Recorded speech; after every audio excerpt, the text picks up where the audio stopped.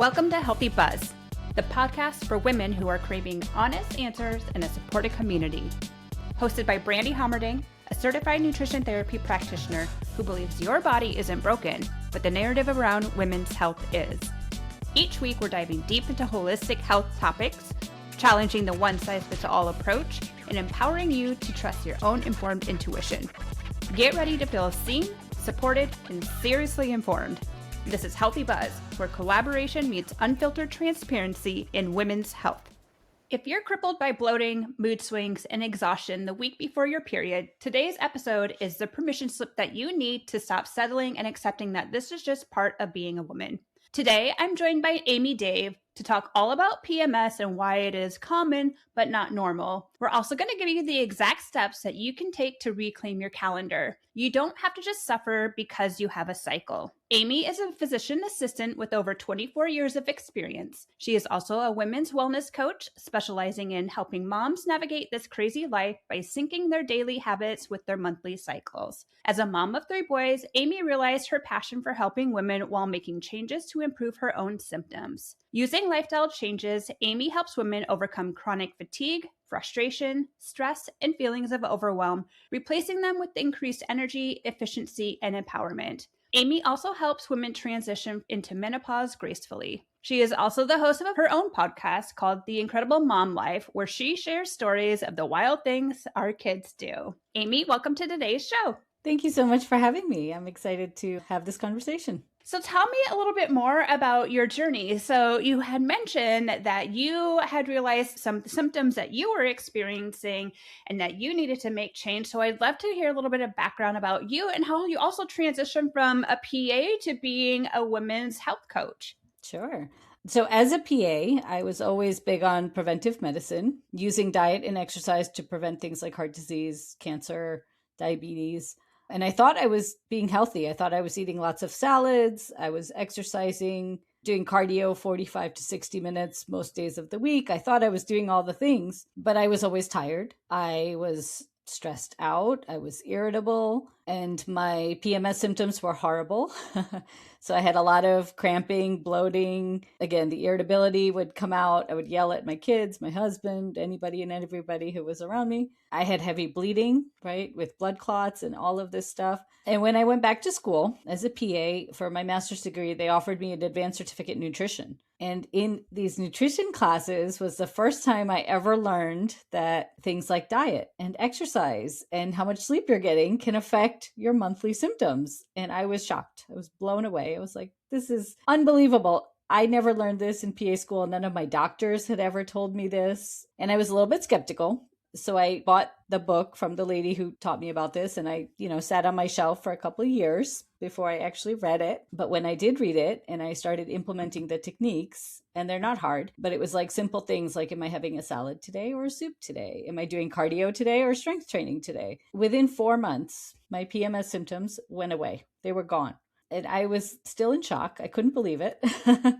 But as I kept practicing living in tune with my cycle, my migraines went away. My sleep improved and I was waking up refreshed. My mental focus and my brain fog disappeared and my focus improved and my clarity improved. And when I felt so much better, that's when I decided to become a coach and teach other women this.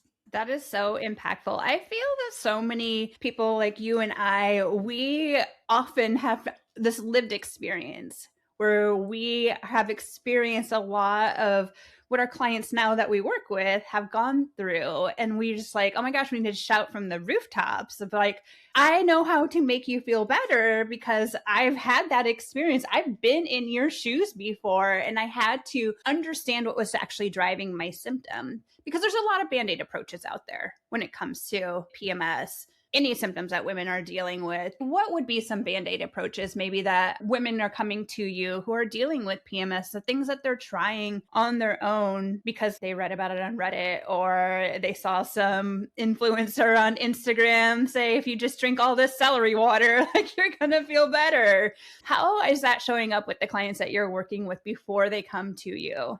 So first of all, when you go to your doctor, right, and you say, I have these terrible symptoms every month, they should do a medical workup. They should do blood tests and maybe an ultrasound or whatever. But if they don't, right, they might just say, oh, it's normal, you're fine. I can put you on a birth control pill if you want, or take your pain medicines, use your heating pad, and push through, right? That's the common advice that we get. We get it from culture, our society, our parents, our friends. Oh, just push through. You'll be fine. There are lots of influencers right now in the wellness space talking about cycle syncing, seed cycling. There's brands of tea where you can have like a different flavored tea every day of the month. So there's a lot of awareness coming about. And I think it's in the last maybe 10 years, it's really like skyrocketed alongside with the perimenopause, menopause conversations that a lot of people are having.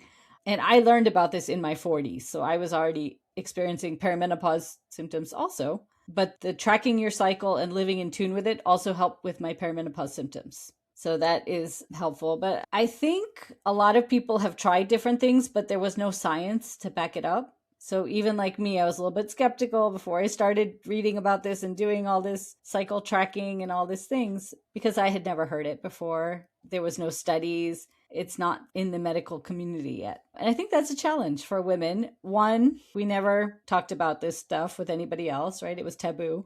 Two, nobody could educate us because they didn't even know. And so now I think we're starting to see results from people experimenting. There is a study going on. There's a lady who runs a company about cycle syncing. Like that's her whole business. And she's doing some clinical studies and things right now. So hopefully we'll have more information coming out.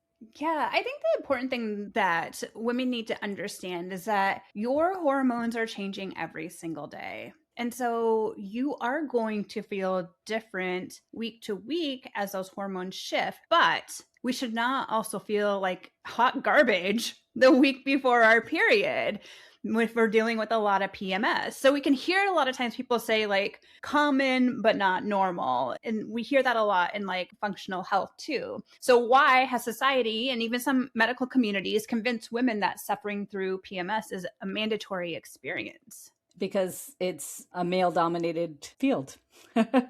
Most of the medical studies are done on men and postmenopausal women because the people doing the studies didn't want to have to factor in the changing hormones for the women of reproductive age. I'll put it like that. So most of the traditional medical studies don't even include menstruating women. You know, they thought it was too hard and too many variables to work with.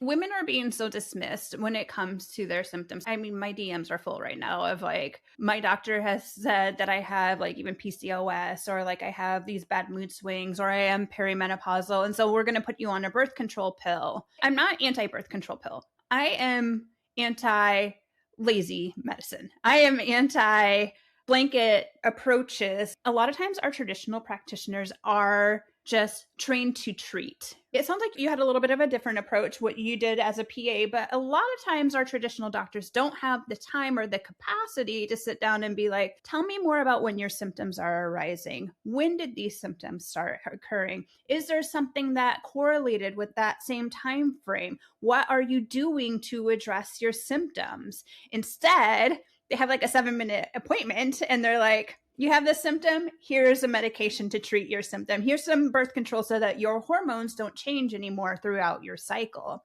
Can you explain a little bit about how birth control works for women who may not know? Because I find that a lot of us, I was on hormonal birth control for 17 years because nobody explained to me, one, what my menstrual cycle should look like, and two, the impact that birth control was having on my body and my cycle. So normally you have these 4 weeks and your hormones are fluctuating in each week. They're high, they're low, they're going up, they're down, they're surging. And when you're on birth control, the whole point of the birth control is to suppress your own body's hormone productions. And instead of these fluctuations, which are actually beneficial, you just get this like steady state of hormones and it tricks your body into thinking you're pregnant. So 1, you don't get the hormonal fluctuations. 2, you're not ovulating. And 3, you're not really having a bleed. Yes, you're bleeding on the birth control, but it's not like a menstrual phase bleed. It's the bleed because we stop the medication that week and your hormone levels drop and that's when you normally bleed. And some people skip those, the placebo weeks, right? The sugar pills. So they are not even bleeding at all. And the menstrual cycle is now, I don't know if you've heard this, it's being called the 5th vital sign.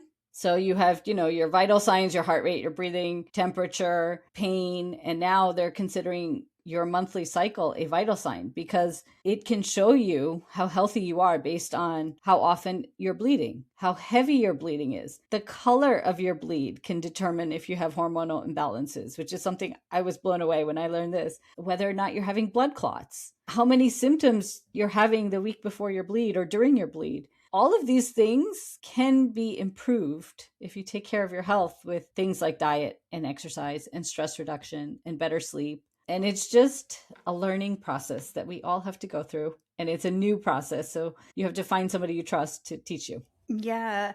I don't know about you, but I'm 44 and like my experience of learning about the menstrual cycle in 4th grade was quite terrifying and horrifying. And I remember, they separate the boys from the girls and it was 4th grade. I was in Mrs. Brown's classroom and we had to watch this video and then we were given this bag of menstrual products, but it was like a concealed bag. And I remember getting that bag and feeling like this immense like shame and guilt and like confusion. And I think that carried forward through most of my adult life because we didn't talk about like hormones and stuff in my family growing up. And so I have heard from a lot of other clients that they had a similar experience where it was like, well, you started your period, the menstrual products are in the bathroom. Let me know if you have questions. And we're all just kind of like, deer in the headlights. Like, what do you mean? What's happening to my body? And so now we have women in their 40s who are for the first time learning about their menstrual cycle. And no shame to anybody, because that was me too. I was like in my 30s when I went off birth control and I'm like, now what happens? I need to learn about my body. Yeah, I was in my 40s and I wish I knew this in my 20s because it would have saved me many years of pain and suffering. It may have even cured my infertility because the hormones play a role in your infertility, right? And I went through infertility treatments and the doctors were like, everything's normal. Your blood work's normal. Your ultrasound's normal. I don't know why you can't get pregnant. So yeah, it probably would have saved me a whole lot of trouble if I had learned about this in my 20s. I wish they teach this in the schools. That's my future mission in life is to have this taught in the schools, especially for the teenagers, because if you can control it from the beginning, you can avoid all of the PMS. You won't be on birth control for so many years for no reason at all. So that's a future vision of mine one day, I hope. I love it. So what Amy is talking about here with the birth control is, like she said, we're getting hormones from the outside. So your body does not need to create any hormones. But the hormones that you're getting in the birth control pill are synthetic form. So it's different than the type that your body makes.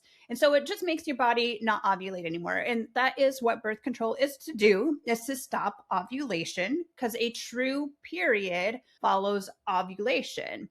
Now, when you take that week of sugar pills or the placebo pills, like Amy mentioned, you're going to bleed. That's not a true period, though, because you didn't ovulate before. But it's because you're withdrawing those hormones, and it's a pretty hefty dose of hormones. I mean, when people talk about HRT being unsafe, the amount of hormones in birth control pills is way more than what women are taking for HRT. Like, that's a whole nother conversation for another day.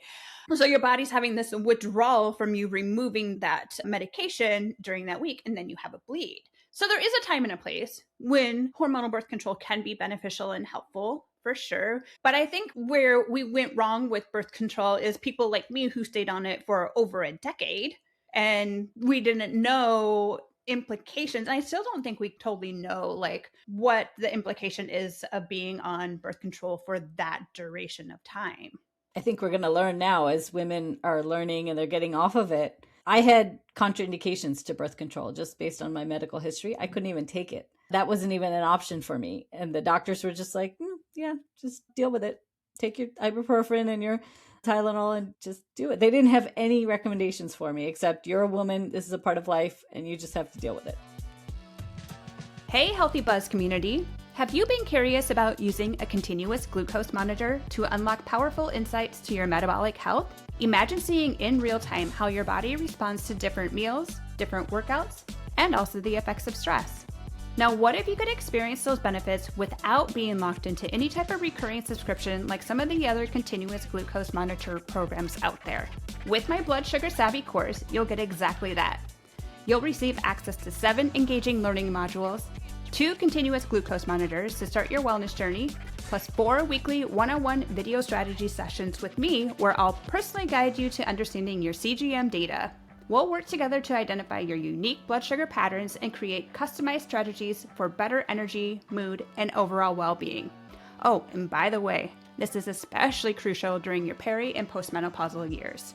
Blood Sugar Savvy is about understanding your body on a deeper level, implementing practical strategies, and gaining sustainable knowledge to support your overall health and wellness. Ready to get blood sugar savvy and take control of your metabolic health? Healthy Buzz listeners can save $30 simply by using the code BUZZ at checkout. Your personalized blood sugar journey starts now.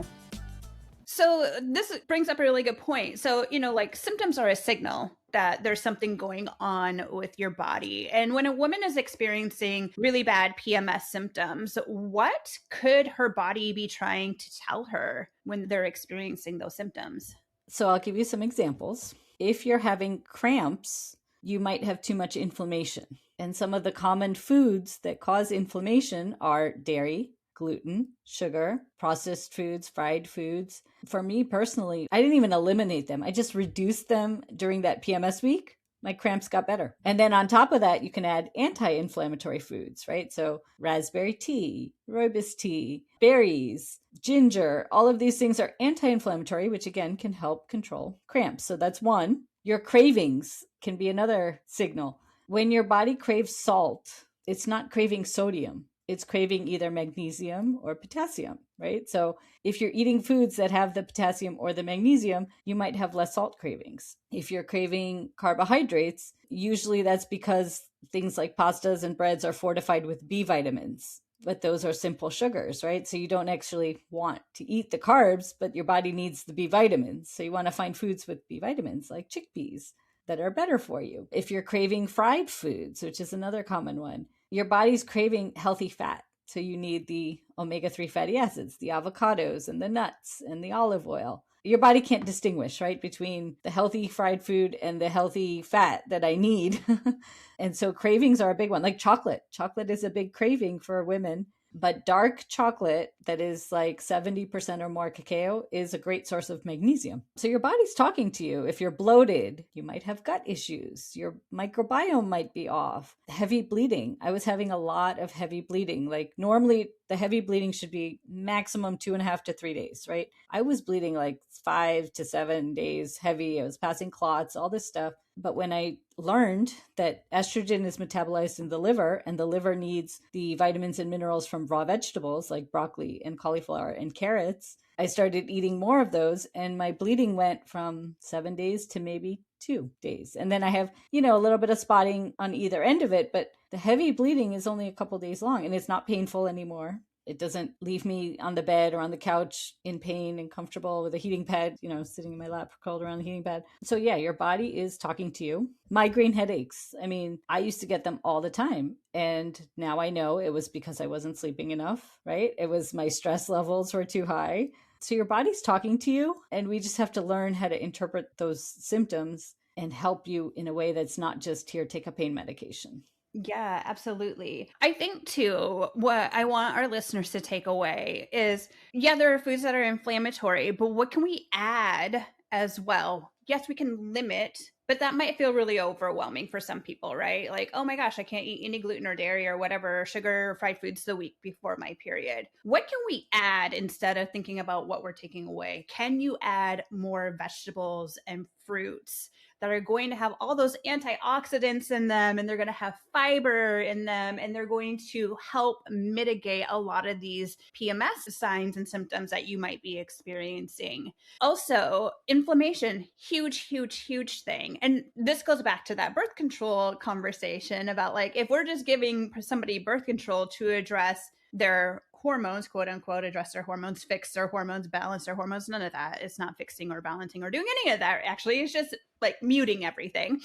But it's not addressing what's going on inflammation wise in your gut, with your blood sugar, with your stress levels. That's not addressing any of those other areas that play a huge role in your hormones and contributing to your PMS symptoms as well.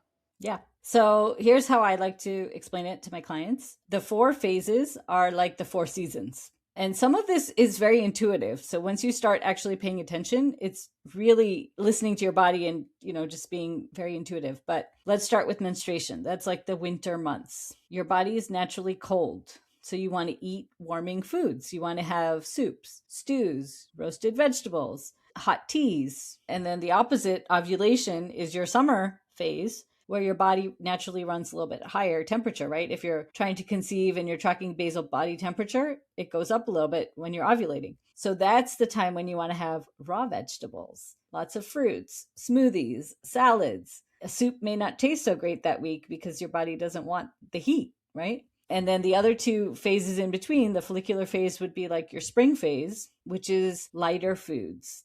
So vegetables that are steamed. You want to stick to grains that are less heavy, like corn and quinoa. In the luteal phase, that's like the autumn harvest and this and that, your body actually needs roasted vegetables because like things like sweet potato or butternut squash, when you roast them, they release sugar and that can curb your sugar cravings. But you're absolutely right that there are other hormones and other things that come into play, and your body is a whole being, right? So your gut health, your stress levels, all of these things together are causing your symptoms and your fatigue and your exhaustion and your feelings of overwhelm, your brain fog. I mean, there's so many things that all these hormones contribute to. Yeah, and we've just been putting a Band-Aid on it for so many years. Yeah. So in what way would you say that exercise plays a role in symptom severity? So somebody, could be white knuckling it, doing high intensity workouts, probably too much. I see a lot of this. A lot of these cardio queens out there who are just on that elliptical. I mean, this was me. This was me back in the day as well. Me too. Cardio. In what ways are some of these workouts maybe potentially making their PMS worse? Yeah. So I was also a cardio queen, right? That's the only exercise I did. And I did it for 45 to 60 minutes. What I learned was that if your hormones are out of balance, exercising more than 30 minutes can cause your cortisol to rise because your body thinks it's in danger. So it's rising your cortisol, which promotes weight gain, especially around the belly, right? It impacts your sleep. So now, again, just like we vary the foods that we eat in each phase of the cycle, if you vary the exercises you do based on your hormones, you will see results. And I never had muscle tone in my 20s and 30s. And now in my 40s, after following this, I have muscle tone. It's like defined muscles and they're growing. I'm like, wow, what is this? So in ovulation, we have a surge of testosterone. And that is the time where you're doing your maximal energy workouts, right? Your HIIT workouts, your boot camp style workouts. The luteal phase, which is that PMS kind of week, your body's heart rate naturally goes up. So we don't want to do cardio. That's not good for you in that phase. Strength training and like slow controlled movements where your heart rate is not going up is the best exercise, or Pilates at that time. If you're on your bleed, you definitely don't want to be doing any heavy exertions. So you want to either do yoga or go for a gentle walk or take a rest even. In the follicular phase, your energy is starting to come back up. Your hormones are rising. So that's the great week to do cardio. So go for your run, do your swim, whatever that week. But if you vary out your exercises in accordance to the seasons, right? Same thing. I exercise less now and I have more muscle tone than I ever have. Yeah. We've had a lot of people come on and talk about cycle syncing in different forms and fashions, right? And my biggest thing for people that I want them to take away is you need to listen to your body instead of listening to a regimented training schedule that is out of alignment with what your body is telling you it needs. Because since our hormones are shifting, our motivation might change, our sleep is going to be affected as well. That can affect your energy level as well. So it's almost like, to me, when I learned about cycle syncing, I was like, oh my gosh, if I would have known this before, because I have ran way too many half marathons in my lifetime, no longer a runner, but there were so many times that I would beat myself up for not PRing even my training runs. Brandy, come on. I was so hard on myself. But if I would have known a lot of this and like given myself grace to allow my body to be where it was where it was in the cycle, granted, I was on hormonal birth control, so that played a role in there as well. But still, like, our body is not the same every single day. So our workout is probably not going to be the same every single day. And when we actually step back and allow our bodies to kind of give us a little message about like, yeah, I can go harder today, Or no, I think I need to chill out a little bit today. And maybe instead of doing a run, I am going for a walk, or I am doing Pilates today instead of doing powerlifting, whatever that may be. We have to really listen and tune in. And that's so hard and so scary for so many women to do.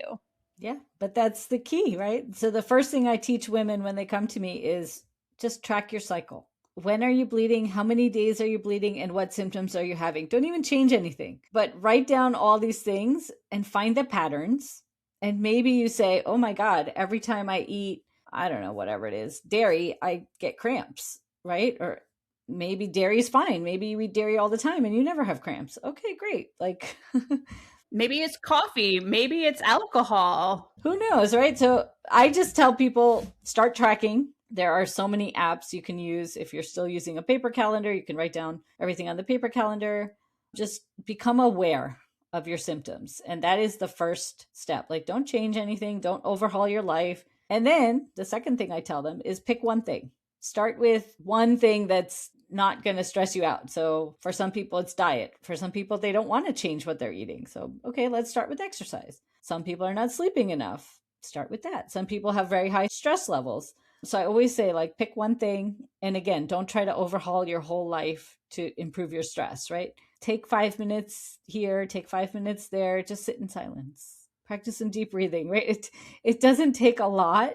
And as you do it and as you get more in tune with your body, you'll start to see the patterns, and then you'll start to see what helps, what doesn't help. And everybody's different. And I think too, like having somebody like you or me to walk them through what their body is actually telling them when they come with the data of like, hey, I notice on these days, we're here to help you guys understand, because we have the time and the capacity and the education and the resources, where oftentimes when you see your doctor, if you're going for like your yearly physical and you come with all these symptoms, they're going to be like, we don't have time to talk about all that stuff. We do. Amy and I do. That's what we want to talk to you about all day, every day. We are going to geek out over your hormones, your symptoms, and help you overcome what you're feeling.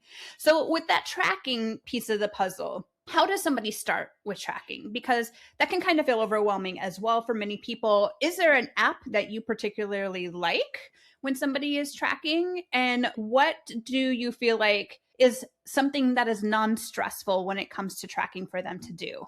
There's lots of different apps. So there's one called MyFlow. There's one called Lively, Clue, Stardust. Apple Health also tracks your cycle, so you could do that if you have an iPhone. Those are great to start because all you have to do is, hit the button when you have your period on each day.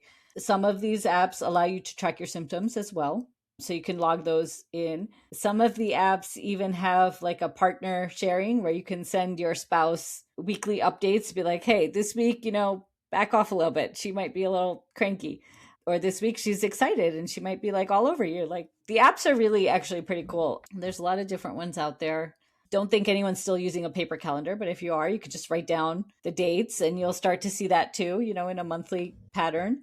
Track, what days you had what symptoms and when your period comes. And that alone will help you. For me, I actually, did all the reading, the research, the work, but it took me several months, maybe a couple of years even, before I became proficient. So as you said, if you come to an expert, you can just tell me where you are in your cycle or when your last bleed was. And I can tell you, okay, so this week, here are the foods you need to eat. Here's the exercises that would be preferred.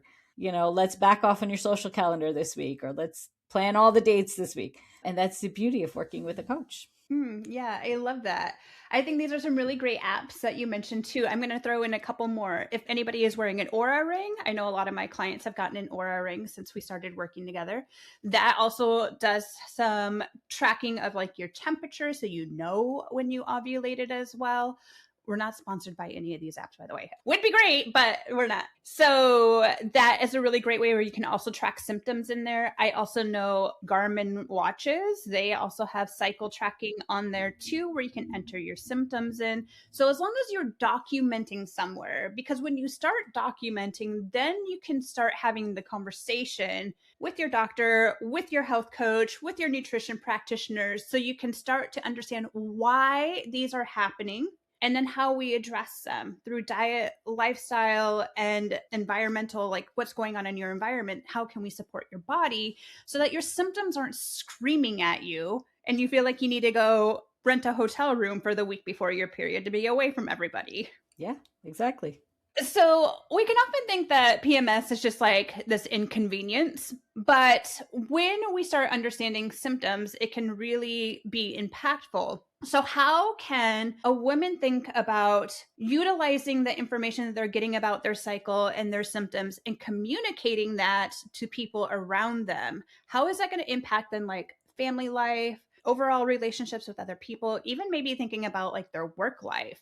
Yeah, so you can follow your work life with your cycle. So there are some weeks where you're naturally more outgoing, and that's when you want to plan like your speaking engagements and your podcast interviews. There are some weeks where you want to do behind the scenes kind of work. There are books out there that you can read. It's called cycle syncing. You can read books on it. You can learn. I have 3 boys and they're all teenagers. So I have 4 men in the house, right? And I'll just tell you a quick story. When they were younger, I used to yell a lot, apparently. And they had a name for me. It was called Monster Mom. And, they'd be like, oh, don't do that thing. Monster Mom will come out and she's going to yell at us and blah, blah, blah. So once I started practicing all these, cycle tracking, cycle syncing, all these things, it was several months later. And one day my son was like, Mom, you're not yelling at us as often as you used to.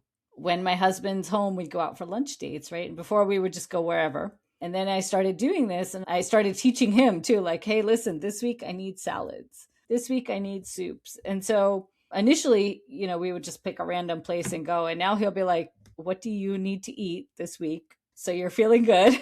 And so we plan our lunch dates based on if we're going to eat like salads and wraps today, or if we're going to have hot soup and sushi and this and that today, because your body needs the different minerals and the different vitamins that are found in a variety of foods. So those are just 2 examples of how in my household of men, they've adapted to my cycle tracking and changing. My husband, I give him all the details. And sometimes he's like, yeah, I don't need to know all of that. Just tell me like what you need this week and I'll help you get that. But yeah, I notice that I'm sleeping better. Like I said before, my mental fog is gone and I'm more present with my kids. These are just things I notice when they're telling me a story. I'm like listening, I'm paying attention. I'm not worried about my to-do list or zoning out or exhausted or whatever it is. I can keep up with them if we go to the water park or the zip lining, adventures that they want to do. I would not have been able to climb that tree like 10 years ago, right? But now I have the energy, the muscle tone to keep up with these boys. So we may not discuss it, but I think they see a difference. I think that's really powerful. I think it is important to have the conversations with your families to start educating. Like you said, maybe your sons don't need all the details. And your husband sounds like he'll tell you sometimes like, okay, I don't need all those details, but you're like, yeah, but I also know that this is a sounding board, somebody I can talk to about it. The menstrual cycle is affecting you and your whole like surrounding, right? Because there are going to be times that you are going to feel more social. You're going to be like, let's have friends over. I want to host a dinner party. I want to have friends over for game night. And there's going to be times where you're like, hey, this week, I just want to like curl up on the couch on the weekend. Go do your thing. I'll catch up with you later. Like, I'm not interested in really doing a lot of socializing this week. And communicating that is important. Because I know sometimes, like, before my husband and I talked as much about it as we do now, he'd be like, are you mad at me? If I was like kind of more quiet and reserved, I'm like, nope. And he's like, you just seem really quiet. I'm like, just here living life right now. I'm in my luteal phase and I just don't really feel like interacting and talking with people right now. That's and it. That's okay.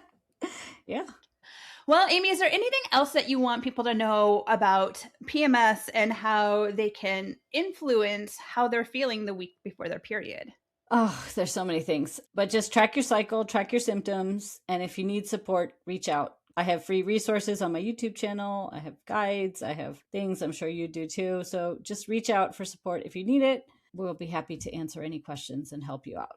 Yes, and Amy does have a freebie for everybody. It's a free guide to live life without PMS. We will include that in the show notes so you guys can check that out. Go grab that resource. I think it'll be really valuable and really help you to understand what your body's doing and how you can support your body. Amy, how can people connect with you? Where can they find you? So I'm pretty active on social media. You can find me on Facebook or Instagram at The Wealth of Wellness LLC. Send me a DM, say hello. I'd love to meet you. I'm also happy to get on a quick call and just get to know each other. I get to see what your struggles are and how maybe I can help you. Yeah, I love it. Amazing. Okay, we will put all of that information in the show notes. But Amy, thank you so much for being here today. I found this conversation to be really enlightening. Thank you so much for having me. And I think it's such a great way to spread awareness to all the women. Thanks for tuning in to another episode of Healthy Buzz. I hope this conversation has left you feeling seen, supported, and ready to take the next step in your health journey. Love what you heard? Make sure you subscribe to Healthy Buzz so you never miss an honest conversation. And if you found this valuable, please take a moment to leave a review. I truly appreciate it.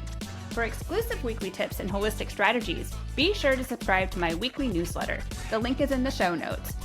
Remember, this isn't just nutrition, it's permission to trust your body. I'll catch you on the next episode of Healthy Buzz.